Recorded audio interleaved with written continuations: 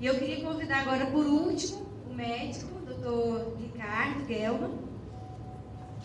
Ele é médico pediatra da família, formado em medicina pela UFRJ, em pediatra pela UERJ, em oncologia pediátrica pela Unicamp, mestre em anatomia pela USP, doutor em imunologia na Unifesp e especialista em medicina antroposófica.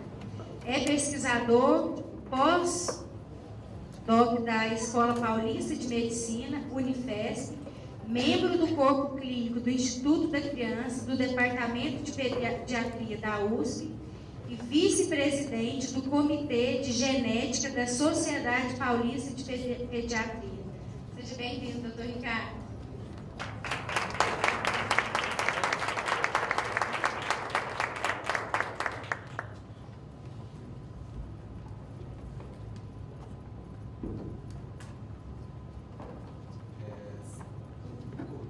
Primeiro, gostaria de agradecer o convite de Laís. A gente tem participado, tem debatido esse tema desde o começo do projeto Criança da Natureza.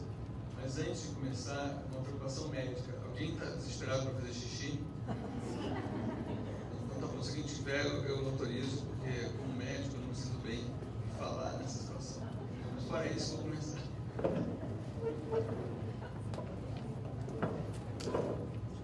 Então, primeiro eu queria fazer uma reflexão sobre o desenvolvimento infantil de uma perspectiva de milhões de anos, não de uma perspectiva de décadas. Se a gente olhar essa evolução da esquerda para a direita, isso significa o crânio dos hominídeos. Nós somos hominídeos, nós somos o Homo sapiens. Mas o Homo sapiens é apenas um estágio desse desenvolvimento. Observem da esquerda para a direita o que aconteceu com os crânios. A face reduziu e o crânio expandiu. Agora, uma coisa que é muito interessante nessa perspectiva é que a criança de um determinado hominídeo, que está embaixo, essa linha de baixo, são os crânios de crianças. A linha de cima são os crânios dos adultos. Os crânios da criança já têm características morfológicas do que vai acontecer milhares de anos depois. Ou seja, o crânio do adulto, ele vai ser o crânio da criança daqui a milhões de anos. Estão percebendo? Ou seja, embaixo... Tem luz aqui? Tem. Aqui, esse primeiro aqui, ó. Isso aqui é o Homo petecanthrope. É o primeiro hominídeo, Lucy, que foi descoberta. A criança petecanthrope é igual o crânio do Homo africans. O crânio do Homo africans é igual, a criança Homo africans tem o crânio igual do homem neandertal. E a criança neandertal tem um crânio do Homo sapiens. E essa é a criancinha nossa, Homo sapiens. Ou seja, está havendo um processo de mudança que significa, basicamente, que a gente está perdendo o olfato, que é uma área do cérebro na frente, o nariz está encurtando e a gente está trocando olfato por inteligência. Porque a única área nova do cérebro que nos diferencia dos grandes macacos é uma área pré-frontal, uma região aqui na frente. Então vamos olhar isso melhor. Esse processo de redução da face, junto com a perda de pelos e a postura ereta, mas no caso do crânio é chamado gracilização. Então é isso que está acontecendo. Então, o Homo sapiens, na verdade, não é o fim da história. Nós somos uma etapa de desenvolvimento de um projeto chamado humano. E nesse projeto humano tem Homo sapiens que são mais humanos, tem Homo sapiens que são menos humanos. Entendem o que eu estou dizendo?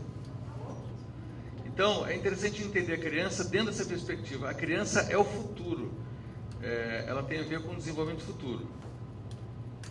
Então, a gente expande o nosso crânio na área frontal e regride a face. Se a gente olha o cérebro moderno, a gente vê que nós somos como uma construção evolutiva. E a gente pode dizer que temos 3 cérebros que vão determinar 3 inteligências e 3 infâncias ao longo de 20 anos de idade. A primeira infância, que é de 0 a 6, vai desenvolver uma inteligência. O período de 6, 7 até a puberdade, a gente vai desenvolver uma outra área do cérebro, uma segunda inteligência, uma segunda infância, e a partir da puberdade, até 21 anos, a gente vai desenvolver uma terceira área do cérebro, uma terceira inteligência e uma terceira infância, que nós chamamos de adolescência. Então esse é o conceito, para começar, que eu estou querendo trazer. E vamos depois olhar tudo isso na relação com a natureza. Então, se a gente olha em amarelo, esse é o cérebro mais primitivo. Queria voltar. Não sei voltar. Aqui, pronto. Esse em amarelo é o cérebro mais primitivo. Esse cérebro é muito importante, é chamado cérebro reptiliano. É o que a gente tem em comum com lagartos. E aí, agora eu vou perguntar uma coisa para vocês. Vocês já viram alguma cobra deprimida? Já viram algum lagarto deprimido? Então, a depressão, na verdade, é uma fraqueza dessa área do cérebro, que é onde a gente produz serotonina. E aí tem uma coisa muito interessante, que se descobriu recentemente, é que essa área mais primitiva do cérebro, que é a parte inferior, ela está conectada a um plexo nervoso gigantesco, que tem tantos neurônios quanto os cérebros, mas fica onde? No nosso intestino. Não sei se vocês já ouviram falar desse conceito bem moderno, de um segundo cérebro. Nós temos um segundo cérebro. Esse segundo cérebro, ele é muito importante. A nossa vontade de viver, o impulso de brincar, o impulso de sair da cama, de se movimentar, ele depende desse segundo cérebro. É um cérebro visceral, porque a produção de serotonina, 90% dela é produzida nesse plexo, e não no cérebro, vamos dizer, craniano. E aí, a gente pode observar o seguinte: se alguém desenvolve muito o outro cérebro mais moderno, que é o córtex, ligado à cognição, estimulado por uma pedagogia que estimule muito a inteligência cognitiva, como é que vai ficar esse adolescente? Alto índice de depressão. Estão percebendo? Quer dizer, no momento que a gente escolhe o método pedagógico, você está escolhendo que área do cérebro você está estimulando e como é que vão ficar as outras áreas, do ser como um todo. Então, numa perspectiva evolutiva, esse cérebro que se dá pouco valor, que é o reptiliano, ele está ligado à força de vontade, ao impulso de se movimentar. O segundo cérebro, que foi desenvolvido pelos mamíferos, que está em laranja, esse do meio é o cérebro que nos permite sentir. É uma outra inteligência, inteligência emocional. A primeira inteligência é mais motora, sensorial. E isso tem a ver com o sistema límbico e com a felicidade. O Golden Retriever, vocês conhecem esse cachorro? Ele só tem o cérebro reptiliano e o sistema límbico. Ele é puro afeto. Quem inventou o afeto no planeta Terra não foi o ser humano, foram os mamíferos. O que é um mamífero? É um animal que tem um sistema límbico, ou seja, um cérebro que sente e produz leite. E não é à toa que hoje em dia a gente chama do hormônio do amor, que ele é liberado pela pele. Toda vez que a gente se apaixona, ocitocina, tanto para injetar leite como para criar vínculo. Então, essa área do cérebro é muito importante. A gente pensar pedagogicamente como estimular essa área. E a terceira área, que é bem recente, é o córtex, que a gente desenvolve a inteligência cognitiva, os conceitos, que é basicamente desenvolvido dos hominídeos para cá. Então, se a gente olha nessa perspectiva evolutiva, o ser humano, a gente não nasce com características do Homo sapiens. Porque Homo sapiens quer dizer que adquiriu a capacidade de perceber a si mesmo, a autoconsciência. E um recém-nascido não tem isso. A gente demora 1 ano para chegar numa condição de hominídeo que é chamado Homo erectus, que é a postura em pé. Só que para chegar no Homo erectus, que é com 1 ano de idade, a gente vai passar pela motricidade do peixe, enquanto recém-nascido. A gente vai sustentar a cabeça com 3 meses, como sapos. A gente vai começar a engatinhar de forma homolateral. Homolateral quer dizer o braço e a perna juntos. Com 7 meses. Com 8 meses, a gente vai engatinhar de forma cruzada, como um mamífero. Uma criança que não desenvolva a tendência à autoconsciência, por exemplo, uma criança com autismo grave, ela não vai conseguir engatinhar desse jeito. Porque o cruzamento da direita com a esquerda é uma manifestação de um contato consigo mesmo e é muito importante.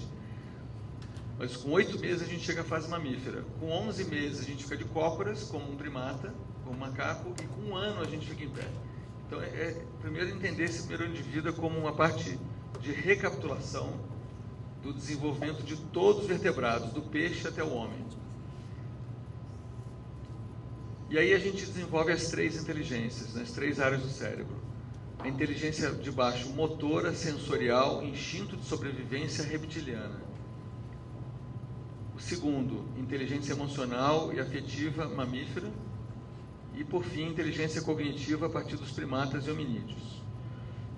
Numa relação com a natureza, vocês acham que a gente já está desenvolvendo qual das 3 inteligências, principalmente?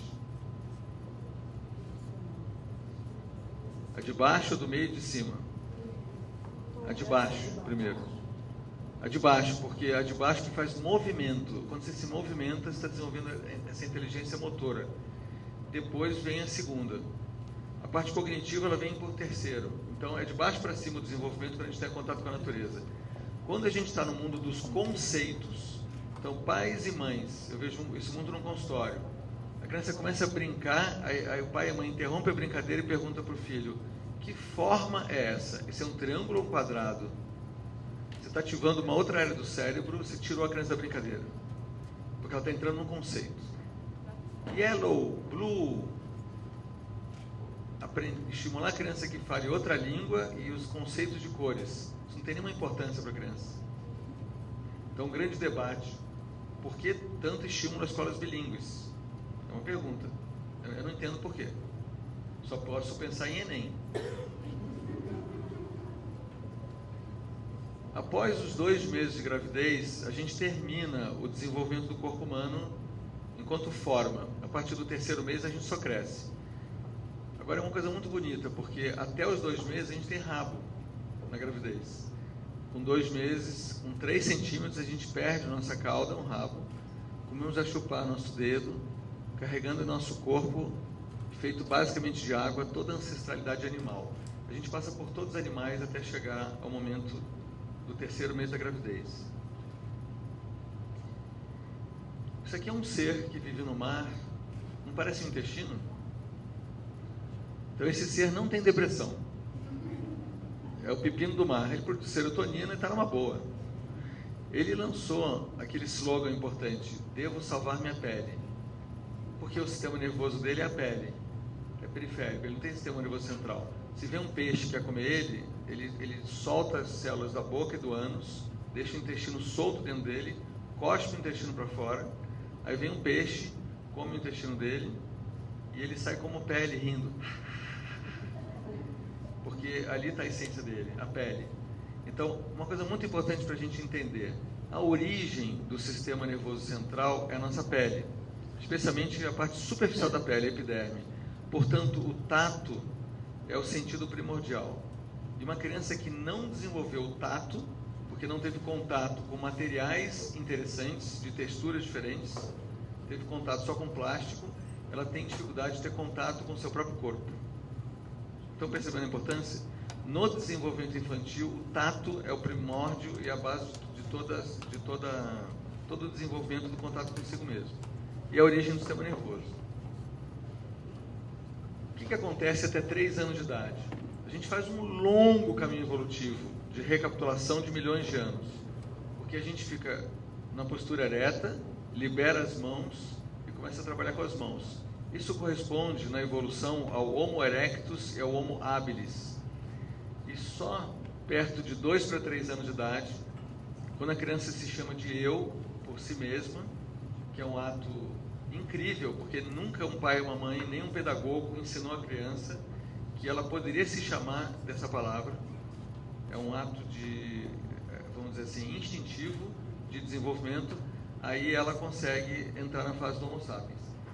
Durante todo esse período dos primeiros 3 anos de vida, o ser humano se desenvolve muito mais do que dos 3 aos 100 anos de vida.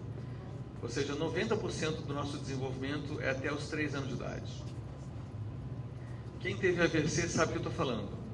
Quanto tempo demora para a pessoa reaprender a andar e a falar? Demora, às vezes nunca mais consegue. A gente faz tudo isso em 2, 3 anos. Então, é um período muito importante em que a circuitaria cerebral, o número de neurônios e sinapses, ele explode de 0 a 2 anos. E vai acontecer uma coisa muito importante. Isso que eu estou falando é a base da primeira infância. No entanto, a primeira infância vai ter 6 anos de idade, mais ou menos.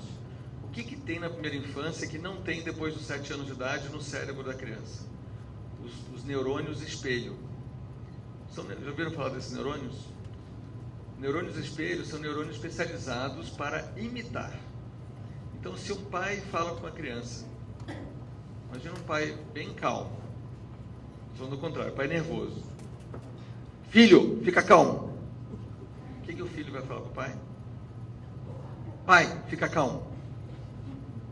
Porque a criança, esses neurônios espelho, eles não são conceituais. Você imita exatamente o que está vendo no ambiente.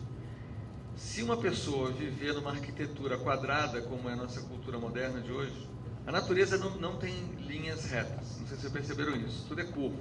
Essa sala é natural, porque ela foi feita curva. A escola redonda é curva.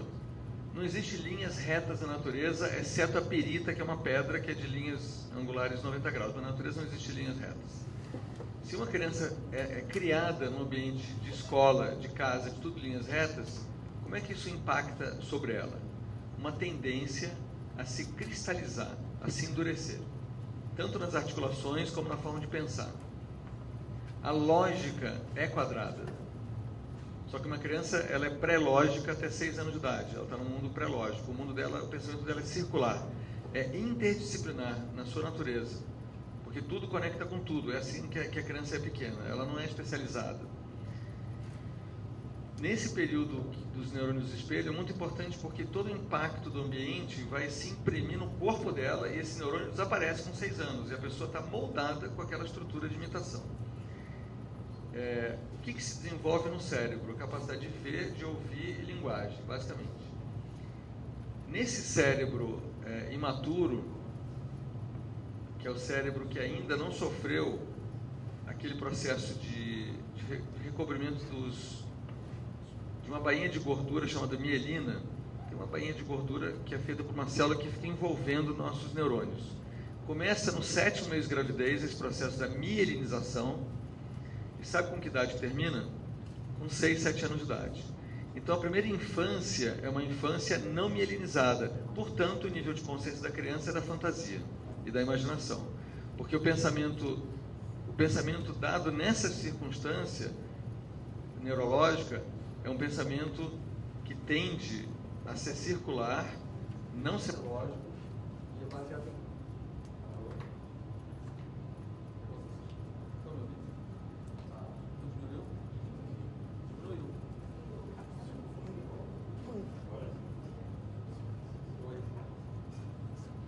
baseado... Vocês me ouvem? Sim. Então, esse pensamento infantil ele é baseado em imagens. O que é o contrário da imagem? Conceito. O pensamento infantil não é baseado em conceito. O pensamento em conceito é após 7 anos de idade. O pensamento infantil é baseado em imagem. A gente chama isso de pensamento imaginativo. Aqui, para quem não conhece, é a demonstração gráfica do processo da mielinização.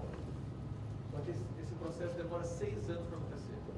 Para você encapar os nervos, e aí, quando termina isso, a gente tem uma explosão de velocidade neuronal e a consciência muda para um outro estágio, que é a consciência racional a partir de 7 anos de idade. Toda criança com 7 anos de idade vira um filósofo. As grandes perguntas da humanidade são banais para uma criança de 7 anos. Infelizmente, os professores, os educadores e os pais não acompanham essas perguntas. É uma coisa muito interessante. Todo mundo que observa uma criança de 6 para 7 anos, na hora que está trocando o dente, faz perguntas incríveis. Cada uma poderia virar um prêmio Nobel.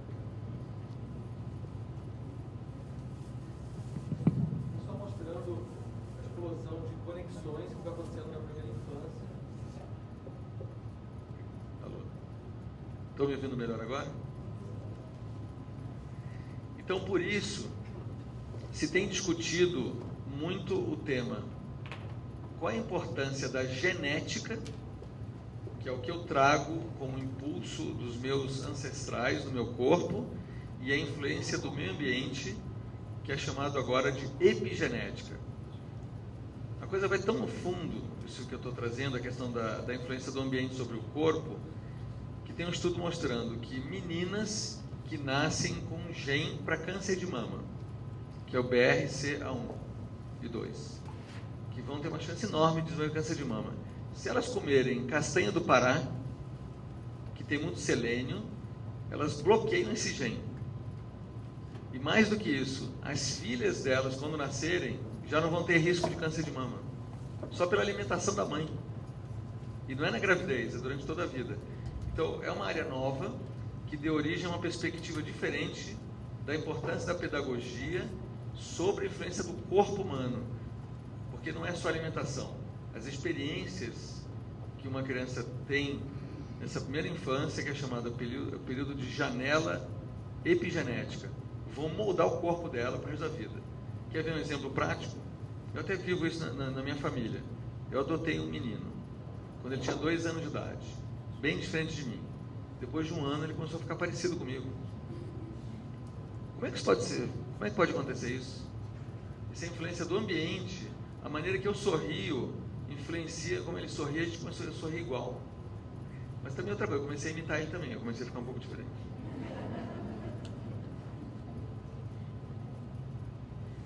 De 6, 7 anos em diante, a gente desenvolve a área pré-frontal e aí explode uma outra inteligência, a inteligência emocional. A criança começa a entender as relações humanas ao seu redor. Por isso que ela não percebia antes, ela começa a perceber. É muito comum uma criança com 8, 9 anos de idade pensar, sei lá, pergunta para um tio, uma tia, por que vocês não se separaram ainda? Vive em conflito. A criança com 5 não percebia, depois com 8 ela, é tudo muito claro. É uma outra inteligência das relações humanas. E eu trouxe um trecho que eu extraí de um livro que vai ser lançado ano que vem, que eu estou escrevendo, sobre a infância de Goethe, para mostrar muito o que é essa mudança da primeira para a segunda infância. Queria saber, isso é baseado na biografia dele mesmo, do Wolfgang Goethe, que ele é alemão. Queria saber onde a luz se escondia depois do pôr do sol. Buscava novos horizontes para ter uma visão do grande mundo. Até os 6 anos, meu mais alto ponto de vista era o topo da enorme casa de meu avô, onde eu morava com toda a família. Com 6 anos, tive uma grande aventura. Fui sozinho até os limites da cidade, escalei e sentei sobre as muralhas, entre as torres, e pude ver o horizonte dali. Olhei o mais distante que eu podia observar. Era incrível. Eu podia ver mais longe do que a vista das pessoas da cidade podia alcançar. Essa é uma criança de 6 anos, típica. Após a puberdade, a gente não desenvolve mais nada no cérebro, a não ser que você tenha experiências. Tudo que acontece naturalmente, nosso desenvolvimento, nosso neurodesenvolvimento é só até a puberdade. Depois depende de estímulo.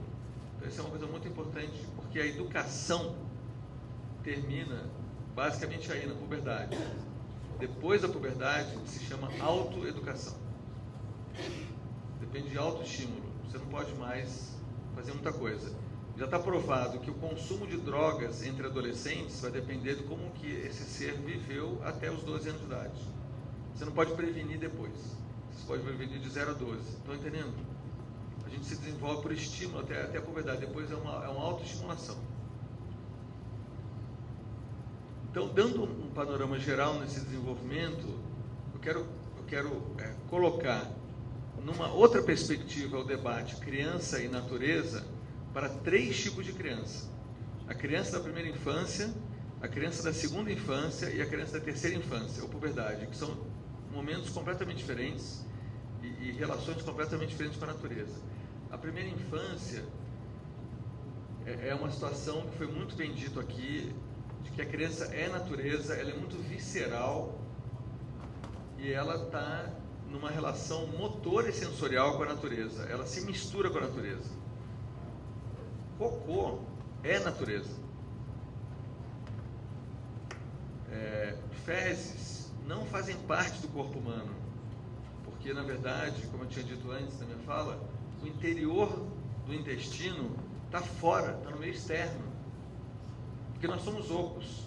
Então, essa relação entre o que a gente come e o que a gente evacua, isso está dentro de um ciclo de contato direto com a natureza, que vai determinar... Vocês já viram criança pequena? Não param de falar sobre cocô. É o dia inteiro. Criança de 3, 4, 5 anos, esse tema é um tema recorrente. Cocô é o tema mais legal que tem para falar. Porque é o mundo dela que ela está vendo, ela está produzindo aquilo, está em contato com ela, é quase lama. Né? Agora, não podemos confundir lama com fezes. As lamas são maravilhosas. Tá? As lamas são medicinais, de fato. A segunda infância, a gente desenvolve mais a memória, a racionalidade e a inteligência emocional. E a terceira infância, que a gente pode chamar de Animal Planet. Uhul! Som a partir dos 15 anos de idade. Vamos fazer todo mundo junto. Uhul! Esse é o som do anu, um pássaro preto, que toda a humanidade imita ele quando quer viver sua dimensão animal. A vida inteira a gente é um anu, um pássaro que grita dessa forma. E aí, perto dos 21 anos, que começam as questões: quem eu sou, o que eu quero da vida, o sentido da vida, que são questões do adulto. Mas o adulto não deixa de ser criança, porque nós somos um construto filogenético. O adulto é criança ainda, só que às vezes ele esqueceu. Ele bota uma máscara, um terno, uma gravata, e ele pensa que ele é o terno e a gravata.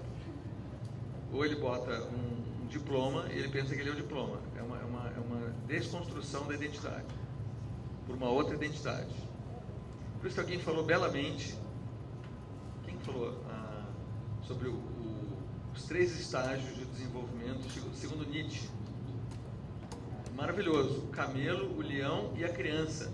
Como a criança como futuro do desenvolvimento. Muito lindo isso. Essa travessia da terceira infância é muito complexa, porque é a travessia da infância para o mundo adulto, que aí vai ter que desenvolver o mastro e o lastro, que é o nosso eu, nosso self. É um momento muito importante que você tem que dizer tchau para o papai e para a mamãe e acampar. Então, a relação com a natureza é uma relação de processo iniciático. Todas as culturas primitivas tinham nessa terceira infância ou na puberdade ritos de iniciação da coragem. Isso entre os índios brasileiros é ainda muito clássico. Entre os judeus tem o bar mitzvah, que é o momento que você tem que cantar frente à comunidade de adultos, mas quase todas as culturas têm a confirmação. Algo que você tem que se afirmar num momento de solidão perante o mundo. Esse é o papel da natureza para a criança na terceira infância, processo iniciático. Que, no mínimo da sua dimensão, seria um acampamento. Acampar na natureza, vencendo os medos. Então, para assumirmos uma nova conexão interna, depois dessa desconexão, a gente vai ter que desenvolver uma resiliência para se tornarmos adultos saudáveis, nessas 3 inteligências. Então, existe um conceito muito lindo, que foi descoberto por esse sociólogo, Aaron Antonovsky, que observou os adultos que nunca adoecem. E o modelo que ele estudou foi o modelo mais drástico possível, sobreviventes de campos de concentração, que não pegaram nenhuma gripe, que não tiveram pneumonia, que não tiveram nada. Esse sociólogo derrubou a ideia de que nós somos o que comemos, porque essas pessoas estavam desnutridas, pele e osso, não tinham uma doença. O que ele descobriu? Essas pessoas têm 3 inteligências, que são frutos das 3 infâncias. A primeira, no domínio cognitivo do pensar, eu compreendo a vida, capacidade de compreender. No domínio afetivo do sentimento, eu sinto um significado em tudo que está acontecendo. Tudo tem um significado. E o terceiro, domínio volitivo da vontade do agir, eu posso agir e mudar. Essas 3 características já viraram até questionário de resiliência pela USP, e isso é o que caracteriza o adulto saudável. Então, com essas 3 inteligências, como interagir com a natureza interna e externa? Como que a nossa natureza interna pode dialogar com a natureza externa? A primeira forma é a vida do desenvolvimento motor. Uma criança com ótima coordenação motora. Essa é a base da pedagogia na sua primeira fase. Não é uma criança inteligente que a gente quer no começo, numa escola, nos primeiros anos. A gente quer uma criança que tenha inteligência motora e sensorial. E para isso, ela não pode se expor apenas ao plástico, que é um produto do petróleo, que tem dois efeitos colaterais. Primeiro, ele é muito pobre de textura, plástico, e segundo, que ele tem uma substância chamada fitalato, que é um desregulador endócrino que vai afetar os meninos, não as meninas, vai afetar os meninos. Os meninos vão ter menos capacidade de produzir hormônio, porque ele tem um efeito anti-hormônio masculino. O plástico é um problema seríssimo na questão sensorial. A criança deveria lidar com a madeira, lidar com pedra, com areia. Essa experiência sensorial é incrível. A gente está desenhando um projeto agora, nesse momento, no meu hospital, que é o Hospital de Câncer Infantil da USP, de crianças que passaram por quimioterapia e sofreram uma toxicidade, que é uma perda de sensibilidade nas mãos e nos pés. Qual é o projeto? Botar as crianças para ir para a natureza para brincar, para se reabilitarem pelas texturas. É um projeto bonito, a gente vai começar daqui a pouco. A segunda coisa é a vida afetiva. Como desenvolver a vida afetiva? Nas relações. E aí eu queria falar uma coisa que foi falado muito aqui sobre terra. Eu aprendi de um professor estudioso de solo que terra não existe, o que existe é solo. O solo tem sido chamado hoje o quinto reino, porque o solo tem um lado mineral, que seria a terra, ele tem um lado vegetal, tem um monte de fungo, ele tem um monte de seres vegetativos. O solo tem minhoca, ele tem cupim, que regenera o solo, e o solo tem o humano que entra em contato. Então o solo, na verdade, está sendo relido.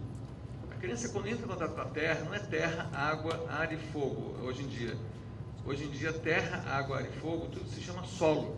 Então, quando a criança mexe com a terra, ela não está mexendo com a terra viva, ela está mexendo com todos os reinos da natureza no mesmo tempo. Uma praia viva, se você olha, depois que passa a onda, aparecem uns buraquinhos que soltam umas bolinhas ali, porque tem uns bichos lá dentro. Uma praia morta não tem mais isso. Então esse é o mundo do solo. O solo é vivo. Esse é o conceito chinês. Os chineses consideram que o centro dos 4 elementos é o solo, que o solo representa tudo junto, né? E o ser humano vive no solo. A gente não vive dentro da terra e nem vive voando. Mas essa relação com a natureza, ela pode desenvolver uma simpatia, uma empatia para o futuro. E por fim, a vida cognitiva a partir da experiência. E aí eu queria citar só o exemplo da Noruega, que escolheu fazer uma reforma pedagógica no país inteiro, trocando o modelo cognitivo, que é primeiro o conceito, depois a experiência. A maioria das escolas funciona assim. Primeiro você ensina o conceito, depois você dá exemplos. Esse é um modelo cognitivo que, na verdade, se viu que leva ao grande desinteresse escolar. Eles fizeram uma reforma na Noruega com o modelo fenomenológico, que é bem parecido com tudo que a gente está conversando aqui, que é a primeira experiência, depois o conceito. Só esse pequeno detalhe muda um país inteiro. O melhor professor que eu já conheci na minha vida, assistindo ele, descrevendo a aula dele, era um professor de ensino médio da Austrália, Peter Glasby. Ele agora já está aposentado. Como é que ele fazia ensino de trigonometria, acústica, botânica? Ele ficava uma semana construindo canoa com os alunos, depois 3 semanas em áreas de demarcação indígena na Austrália. Tinha aula de mergulho para medir pressão atmosférica dentro da água e fora da água. A lousa era móvel, que ele desenrolava, tinha aula de botânica. A trigonometria era a demarcação por teodolitos da área indígena, e a escola dele ganhou prêmio em Adelaide, na cidade dele, Adelaide, pelo governo australiano, porque eles conseguiram demarcar a terra indígena gratuitamente e não existia tantos técnicos para fazer. Então, uma parceria com todo o país. Então, quando eu comecei a ver o cara falando, eu falei, eu quero ser aluno de novo, quero voltar a ter 15 anos de idade. Você imagina você fazer uma canoa, ir para um rio e ter aula teórica dentro da água. Maravilhoso, né? Isso é reforma do ensino. Agora vamos falar do lado negativo. Qual é o risco da privação do contato com o estilo de vida inclusivo na natureza, que é a vida moderna? Vida com pouco movimento, ou seja, depressiva. A gente sabe que existe uma relação direta entre falta de movimento e depressão. O sedentarismo que promove precocemente a síndrome metabólica, que é considerada a maior epidemia da modernidade, que é o aumento de... A síndrome metabólica é definida quando você tem aumento de colesterol, aumento da pressão arterial, aumento de triglicéridos, aumento de açúcar e aumento da barriga. Quem aqui se encaixa nessa síndrome, levanta o dedo. Não, você não. Algum elemento. Barriga. Estou brincando. Não, na verdade, a pessoa, para se encaixar na síndrome, tem que ter 3 critérios. Hoje é considerada a maior epidemia da modernidade, a síndrome metabólica. Isso tem a ver com sedentarismo e todo esse estilo de vida leva a um aumento assustador da alergia, transtorno de ansiedade, hiperatividade mental, insônia e estresse. Então, antes da gente falar, Laís, dos benefícios da natureza sobre a saúde, essa visão acho que é mais importante antes. Qual os malefícios do não contato com a natureza? Porque é óbvio que quando você entra em contato com a natureza vai ser o tratamento natural disso tudo. Então, na verdade, a gente está começando a estudar um case moderno, que significa a população das crianças estarem 85% dentro de cidades. Isso é um case, nunca a humanidade teve isso. Então, nós estamos vivendo um case, que é criança alérgica, criança estressada, criança com déficit de atenção e hiperatividade, criança com colesterol aumentado, criança com hipertensão, criança obesa e criança com depressão. Isso é um case. Porque com esse estilo de vida nasce o estresse, nasce a velocidade, o excesso de informação, a dependência do WhatsApp. Quando o WhatsApp entra em colapso, muitas pessoas entram em transtorno de ansiedade imediata, adolescente pior ainda. Vai sumindo a calma interior, vai sumindo a vagarosidade, vai sumindo a paciência, vai sumindo o movimento corporal. Se a gente olhar historicamente, o animal de poder da Índia antiga era a vaca, que representa a interiorização, o lado visceral. O animal de poder da atualidade é a águia, que representa percepção, sentidos superiores. E na idade intermediária, na época greco-romana, era o leão. Então, os 3 animais de poder representam e estão colocados como um enigma. Os egípcios fizeram uma escultura gigante, deixaram no meio da areia, escreveram assim: decifra-me ou eu te devoro. A esfinge. O que é a esfinge? É as patas de um touro, com o tórax de um leão e as asas da águia, e uma cabeça humana. E esse foi colocado no meio do deserto: decifra-me ou eu te devoro. Se uma escola escolhe um modelo pedagógico cognitivo, ela está escolhendo a águia conscientemente. Se uma escola escolhe um modelo pedagógico afetivo, ela está escolhendo o leão. Se uma escola adota o modelo pedagógico do movimento, ela está escolhendo o touro conscientemente. Mas não é consciente. Pior que não é consciente, é inconsciente. Porque a gente está levando a humanidade às doenças crônicas que tem a ver com esse modelo da águia, que é o modelo de excesso de pensamento. A gente tem que pensar, o que a gente quer para o futuro? Pessoas boas, pessoas estéticas ou pessoas inteligentes? É uma boa pergunta, né? O modelo cognitivo vai levar pessoas inteligentes. Agora, a ética não tem nada a ver com inteligência. É só olhar nossos políticos. Quando você educa uma pessoa para a inteligência, você não educa para a bondade. Pelo contrário, você educa para a esperteza, porque a esperteza significa inteligência sem ética. O modelo brasileiro, da personalidade brasileira, que a gente chama de jeitinho brasileiro, ou modelo Gerson, é o modelo da inteligência sem ética. E isso tem a ver exatamente com modelos pedagógicos. É forte o que eu estou falando, né? É forte, mas eu estou falando uma coisa que eu acredito mesmo. Se todos os pais educarem seus filhos para serem os melhores alunos, só vai poder ter guerra. Só vai poder ter guerra, porque todos vão competir com todos. Ninguém pode ser o primeiro aluno. Claro. Porque todos vão querer correr para um funil e vão querer se matar. Quanto mais civilizado um país, mais doença cardiovascular, mais câncer, mais estresse, mais alergia, mais doença autoimune, menos infecções agudas febris na sua população. Epidemia da águia, que é a hipertrofia do domínio cognitivo. Esse é um assunto da pedagogia. Hoje, a síndrome metabólica é considerada uma pandemia. Pandemia é uma epidemia de todos os continentes do planeta Terra. É um desequilíbrio autonômico, que é o estresse, o sistema nervoso autônomo estressado. A síndrome metabólica são parceiros patológicos nessa pandemia. Então, esses são os componentes da síndrome metabólica. Tem que ter pelo menos 3 alterados. Aí vou ter, estamos ferrados.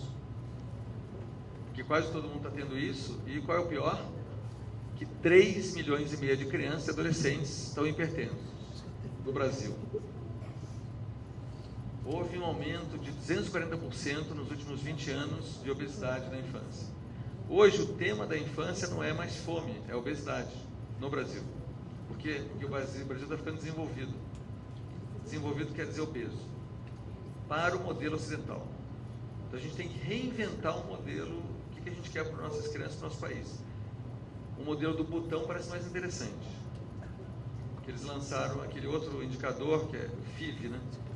FIB, Felicidade Interna Bruta, junto com o PIB. É o único país que teve a coragem de oficialmente botar um outro indicador de desenvolvimento. Dados do IBGE de 2010. 84% da população infantil está em cidades. Televisão é o eletrodoméstico presente em mais de 95% dos lares brasileiros, com média de 5 horas, lá já falou, 35 minutos em média frente à TV, todos os dias. O que significa televisão? É o mesmo problema da esteira da ginástica, o mesmo problema da esteira. Alguém aqui faz esteira na academia? Levanta o dedo. Pode confessar. Televisão é um problema da esteira. Isso se chama realidade virtual. Uma esteira é uma simulação virtual de uma caminhada. Uma televisão é uma projeção em 2D da realidade 3D. Estão entendendo? O livro é realidade virtual. O livro, porque é em 2D. O livro não é realidade.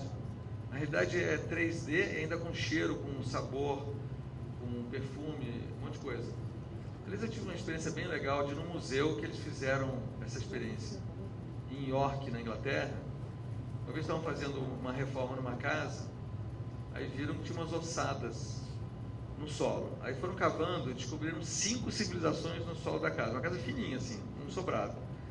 Aí fizeram um museu que eu achei super legal. Você entra num carrinho de costas, ele vai descendo em espiral, aí eles vão botando os sons dos animais, os cheiros, cheiro de mel, cheiro de fezes, até chegar, passando pela Idade Média, vai indo. Uma coisa inesquecível. Agora, se aparecesse um gráfico numa tela, a história é uma ideia para o Instituto Holanda. Vocês colocaram numa tela em 2D ali, a história do movimento criança em infância. Outra coisa seria botar os cheiros, as texturas, fazer uma coisa mais sensorial. Aí aquilo você vivencia, o cheiro da infância, que entra no sistema límbico, entra na memória mais profunda, o cheiro. Como é que era o cheiro da sua infância? E como é que era o cheiro da infância do seu avô? Muda tudo, concordam? É uma outra experiência. E a televisão não tem cheiro. Né? Uma criança educada em 2D, ou seja, que fique muitas horas na televisão, sabe qual é o problema que ela vai desenvolver? Não vai aprender a perspectiva de profundidade no seu campo visual. Na hora que ela for pular alguma coisa, ela vai cair no chão. Porque ela vai ter a educação sensorial em 2D. e o 3D que tem profundidade. Então, isso é um problema seríssimo. Temos estudos mostrando lesão cerebral por excesso de televisão. Porque a criança não desenvolve a sensorialidade da tridimensionalidade. Ela sai da televisão e fica toda tonta, ela como se tivesse que andar no plano, não sabe andar no 3D.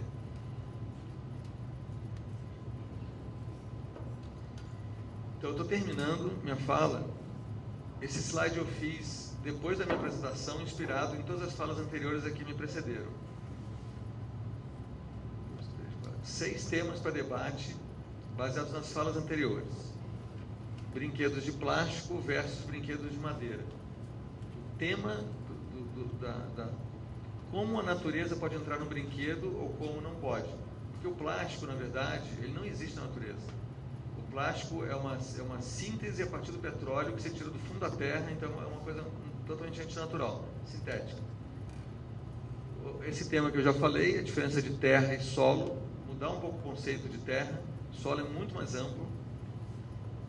Educação galinha versus educação águia, daquele livro do Freire, né? Ele fala do... Boff, desculpa, é do Boff. Leonardo Boff, que fala dos 2 tipos de educação, que são em oposição. Educação latina, nossa, é mais galinha. A Laís falou da questão do risco na árvore, né? Vocês tiveram uma educação mais águia. A educação águia por quê? Porque a águia sabe que se ela não ensinar seu filhote a voar precocemente e manter ele lá no alto da montanha por muito tempo, na hora que ele for voar, ele vai ser muito pesado e vai morrer. Então ela é obrigada a expulsar o seu filhote precocemente. Seria um modelo de educação, vamos dizer, da Europa Norte. Escandinávia, Alemanha, que a pessoa sai, até Estados Unidos, que a pessoa sai com 18 anos de casa e já saiu tarde. 18 anos de idade. Nosso modelo brasileiro, a pessoa sai com 35 anos de idade. Quando sai. Mas não estou falando bem ou ruim, porque o ideal é entre os dois. O ideal é entre os dois. Agora, a gente tem que discutir esses 2 modelos, porque o modelo galinha é aquela super proteção para não se machucar. E o modelo águia é um pouco radical para nosso coração brasileiro. Que seria, vai criança, vai para o mundo. Então a gente tem que buscar o nosso modelo brasileiro. A questão da goiabeira versus goiabeira, é só lembrar que não existem 2 goiabeiras iguais no mundo. Não existem 2 goiabeiras iguais no mundo. Portanto, a experiência da goiabeira, por acaso, quando eu dou curso de fenomenologia de Goethe, eu sempre uso o exemplo da goiabeira. Você falou da goiabeira, eu achei ótimo. Porque quando você conhece uma goiabeira, com profundidade, a sua goiabeira, quando você olhar outra goiabeira, você vai ver que não é a mesma goiabeira. E para quem nunca experimentou o que é uma goiabeira, ela vai entender o conceito goiabeira e ela vai achar que todas as goiabeiras do mundo são iguais, porque ela não está enxergando a realidade, ela está enxergando o conceito. Deu para vocês entenderem a diferença entre uma pessoa que se educa por experiência e que se educa por conceitos. Quem se educa por conceito, ela coloca a realidade como se fosse num plano, e tudo parece parecido. Todos os japoneses são iguais. Agora, quem conhece um japonês vai ver que não é igual ao outro. Então, isso é muito importante para o desenvolvimento humano, a experiência, porque a experiência é da singularidade, não é do conceitual. O conceito, o que ele leva? O conceito em excesso? Preconceitos. Toda pessoa que está cheia de conceito, e especialmente os velhos têm esse problema, quando o velho deixa de ser criança, ele fica com uma cabeça dura, que nem uma pedra, que a gente fala, essa pessoa tem cabeça dura. O que é cabeça dura? Cheia de conceitos. Quadrada. Mas o que essa pessoa precisa fazer? Qual seria a receita para uma pessoa cabeça dura? Viajar. Viajar. É conhecer novos mundos, novos horizontes. Se ela ficar muito no seu território, ela pensa que ela sabe tudo. Então viajar seria a indicação. Agora o problema é que a gente tem criança com cabeça de velho. Por quê? Porque ela é educada conceitualmente. Então ela aprende a ficar que nem um velho. Já sabe tudo. Não precisa aprender mais nada. Eu já sei. E por fim, mais 2 coisas. Curva na natureza versus retas na arquitetura. A questão da importância da arquitetura começar a mudar nas escolas e nas casas. A gente rompeu o reto. voltar à idade das cavernas, que era tudo curvo, mas com qualidade, com isolamento térmico, com tecnologia. E, por fim, a metáfora do andador. Você quer empurrar o desenvolvimento da criança para o Enem. É a mesma metáfora do andador. Porque o andador é quando um pai não quer que a criança aprenda a andar, ele suspende ela. Você sabe que está proibido isso, né? O andador está proibido. É quando o pai está muito ansioso, que quer que a criança ande antes do ano de idade, ele faz uma sustentação para ela poder andar, sei lá, uns 7 meses. É o mesmo princípio de você querer que a criança desenvolva a cognição, fique inteligente antes de ter coordenação motora e antes de desenvolver o afeto. As escolas que nos Estados Unidos que fizeram esse experimento de pegar crianças muito inteligentes e precocemente colocar em turmas especiais para se tornarem grandes gênios, 90% dessas crianças na adolescência sofreram de quê? Depressão. E não se foram bem-sucedidas. Então, aqui é um estudo que eu citei na minha fala, mas é só mostrando a análise da flora e estilo de vida. Para analisar melhor o estilo de vida e alergia, teve um estudo em 2006, que foi feito em vários países, comparando 15 mil crianças em 3 padrões. Crianças rurais, crianças de pedagogia Waldorf, que normalmente comem uma comida mais orgânica e mais alimentos mais fermentados, iogurte, comparado com crianças de escolas normais. Mesmo nível socioeconômico, as 3 populações. Flora intestinal completamente diferente. O melhor grupo, em termos de incidência de alergia, foram as crianças rurais. Quem teve contato com a natureza reduziu 70% o índice de alergia, de rinite, de asma, de teste alérgico, só pelo estilo de vida. Crianças muito isoladas da natureza têm uma incidência 2 a 3 vezes maior de alergia. E crianças Waldorf têm metade da incidência de alergia do que em escolas normais, isso lá na experiência europeia.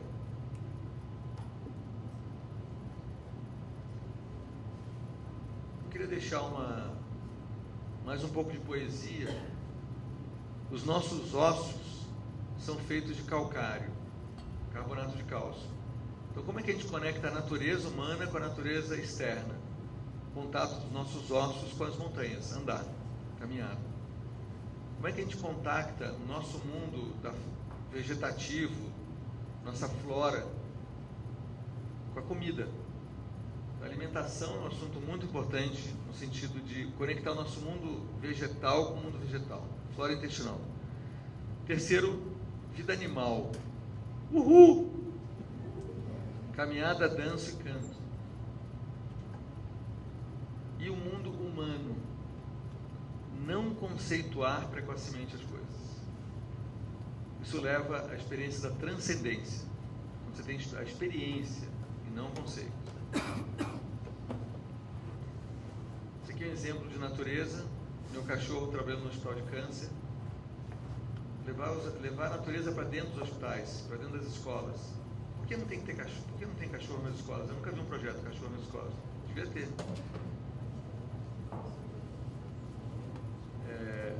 E todos os artigos, se eu peguei até do site do Alana, todos os artigos têm mostrado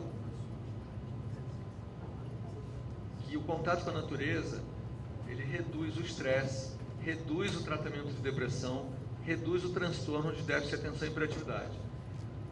Déficit de atenção e hiperatividade é quase que a estrutura natural neurológica de uma criança submetida a um déficit de natureza. É quase que natural que uma criança que não tenha experiências motoras, tridimensionais, cheiros, ela entre num looping cerebral que ela vai ficar super agitada. Então, tem sido prescrito pela Sociedade Norte-Americana de Pediatria 2 horas, 2 vezes por semana, contato com a natureza, parques. Isso consegue retirar a Ritalina. Não precisa nem ser 2 horas, esse seria o ideal, mas no mínimo meia hora, 2 vezes por semana, ir num parque. Isso já tem um efeito muito interessante. Fora a questão da obesidade, estresse, dificuldade de concentração nas escolas. Por isso, ano passado foi feita uma conferência em Copenhague, em que diversos pesquisadores de 8 países, mais 4 fizeram um documento, elaboraram um documento sobre as evidências da importância da atividade física na vida das crianças e jovens, e essa declaração, ela fala especialmente da atividade física outdoor. É muito diferente você fazer atividade física indoor, que seria uma academia, ou uma atividade física outdoor. É só ver a diferença entre uma caminhada na esteira e uma caminhada no parque. Em termos de colesterol, pessoas que fazem esteira emagrecem. Você faz esteira, né? Não reduz colesterol. Se você joga tênis, reduz colesterol. Por quê? Por que a esteira não reduz colesterol? Porque você continua estressado fazendo a esteira. Porque você consegue pensar. Se você anda num parque que tem qualquer irregularidade no chão, você não consegue pensar direito, porque você tem que entrar na percepção corporal profunda, que é o tato. Você tem variações no chão, você faz curvas. Quando a gente entra numa realidade virtual, você consegue ficar com a cabeça a 1000 por hora. Teve um estudo de aumento de colesterol, mas não é só na esteira. A esteira veio no Jornal Nacional. É um modelo de piora do colesterol. É verdade. Pessoas que escolhem a esteira na hora do estresse. Elas veem o Jornal Nacional, vê o Boni falando do Brasil, fazendo esteira. O cara emagrece e aumenta o colesterol, porque o estresse aumenta o colesterol. Não é interessante isso? Isso é fruto da vida moderna louca. Você está fazendo o movimento de um jeito com a cabeça em outro lugar. Isso se chama dissociação mente-corpo. A gente não pode fazer isso com as crianças. O adulto faz, consigo eu, mas com a criança a gente não pode fazer. Que seria botar um headphone e fazer ela caminhar. Isso é dissociação da realidade. A gente tem que estar presente no aqui e agora, no nosso corpo. E isso é uma coisa que a gente perdeu, né? Esse estudo Kirkland, que é um modelo de experiência de infância, depois a Laís pode falar mais pelo site, mas ele mostra menos depressão, menos ansiedade nas crianças, aumento da autoestima, menos distúrbio de comportamento e recuperação mais rápida de estresse da vida, que quer dizer um aumento de resiliência. Crianças que plantam seus próprios alimentos, comem legumes e verduras. A gente não tem esse problema seríssimo. A partir de uma certa idade a criança não quer mais verde, preconceito ao verde. Só quer carne, arroz, feijão, macarrão. Então, um modelo legal não é só contato com a natureza, é plantar no jardim, em casa. Pode ser dentro do apartamento. Plantar um tomate. Não, melhor um verde, né? Planta um espinafre. Esse aqui é só estudo de miopia. Criança que tem mais contato com a natureza desenvolve menos miopia. E aí tem todo esse conceito de ambientes de aprendizado outdoor. Como é importante isso para uma reforma escolar e para a vida em geral. Só para terminar, eu quero ler mais uma coisa desse livro da infância do Goethe, porque o Goethe, para mim, é um grande modelo de desenvolvimento infantil, por isso que eu escrevi esse livro. Ele vai ser lançado por Companhia das Letrinhas ano que vem, como um estímulo para o desenvolvimento infantil. Goethe via as plantas de jeitos diferentes. Desde sua infância, via da biblioteca a floresta verde. E dentro da biblioteca, a floresta preta e branca dentro dos livros. Ele via duas florestas. Ele enxergava as plantas com o olhar da geometria. A raiz para ele eram linhas, as folhas planos, os frutos esferas perfeitas ou alongadas, e a flor entre o plano e a esfera. Para ele, o mais importante era a folha, como se a folha fosse vegetal mesmo. Já a raiz pertencia mais ao reino mineral, pois estava contraída dentro do solo junto das pedras. E a flor, sempre visitada por insetos e pequenas aves, se expande com seu perfume e cores ao reino animal. Para Goethe, poesia e realidade são a mesma coisa. E ele definia flor de uma borboleta aprisionada. E definia borboleta como uma flor liberta. Isso é Goethe. Quero deixar essa imagem etrusca pré-grega para vocês, que representa o ser humano agarrado nas duas árvores. A árvore da vida na sua frente e a árvore do conhecimento nas suas costas. A árvore da vida representa tanto o nosso intestino, como toda a natureza externa.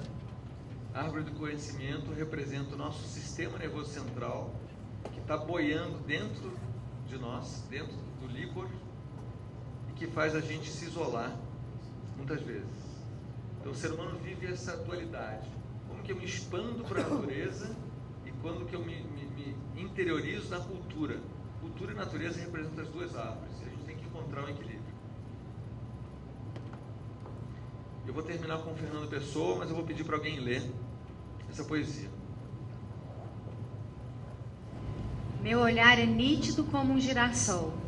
Tenho o costume de andar pelas estradas, olhando para a direita e para a esquerda, e de vez em quando olhando para trás. E o que vejo a cada momento é aquilo que nunca antes eu tinha visto.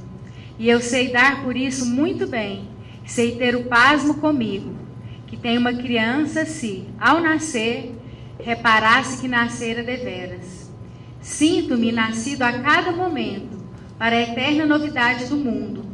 Creio no mundo como num mal me quer, porque eu vejo, mas não penso nele, porque pensar é não compreender. O mundo não se fez para pensarmos nele.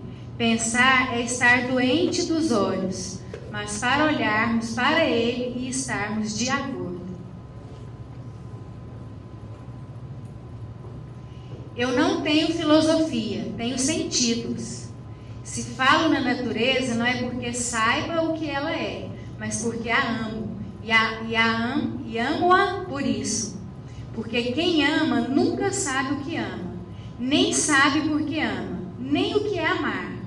Amar é a eterna inocência, e a única inocência é não pensar.